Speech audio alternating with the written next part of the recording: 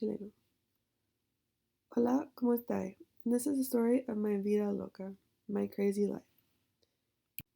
When I was in high school, I had an idea that I wanted to study veterinary medicine, so I looked at many universities that had good biology and pre-vet programs.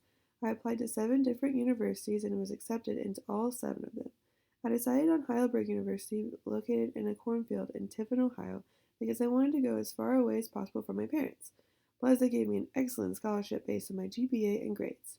After having a traumatic experience my first year at Heidelberg University, I transferred to Western Carolina University so that I could be closer to my family, but also to my best friend from high school.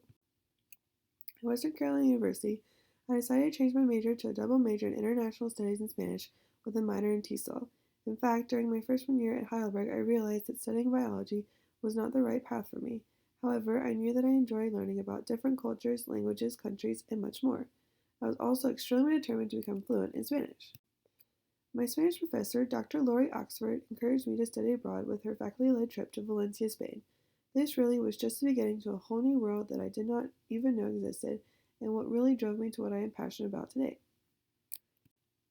Because of my father being from England, I had been traveling since I was a baby to visit family.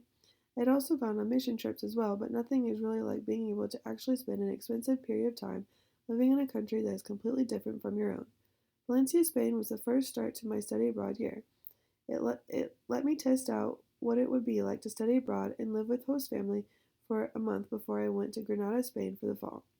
During my time in Valencia, I finally understood the grammar to Spanish because I was having to use it every day to communicate with my host family and the friends that I had made that did not speak any English. However, by the end of the trip, my fluency orally still was not quite to the level that I wanted it to be, so that is why I went back to Spain for the following fall semester. I knew that if I wanted to become truly fluent in Spanish, I needed to spend a full year immersed in it. Granada, Spain was an amazing experience too, and completely different from my summer faculty led to Valencia. In Granada, I was able to see the cultural differences between the region of Valencia and Andalusia, but most importantly, the language differences too.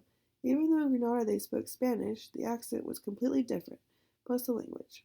In Granada, they spoke a lot faster and used modernisms that only someone from the area would understand.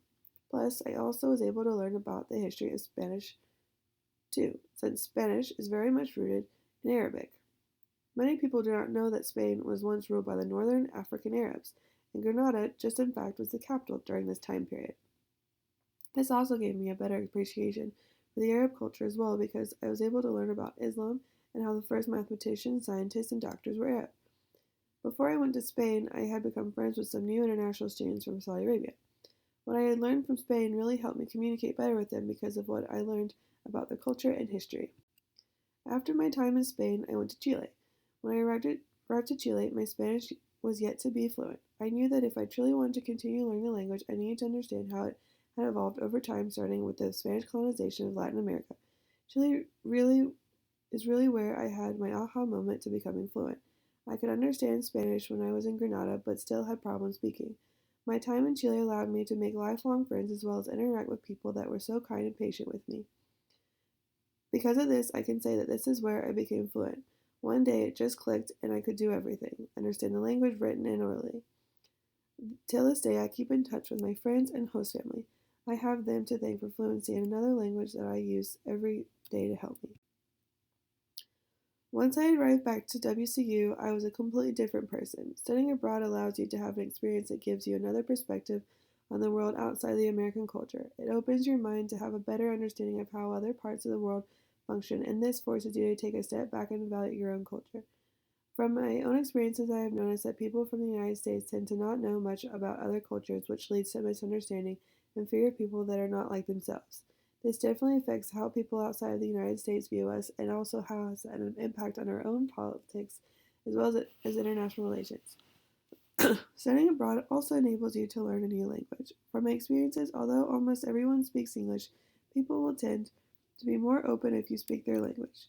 Being fluent in another language can help broaden your job opportunities and also make future travel more enriching.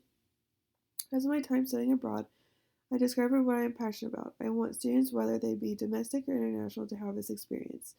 I love being able to learn about different cultures, languages, history, and much more. I hope that I will be able to continue my career in international education to help others have an experience like my own.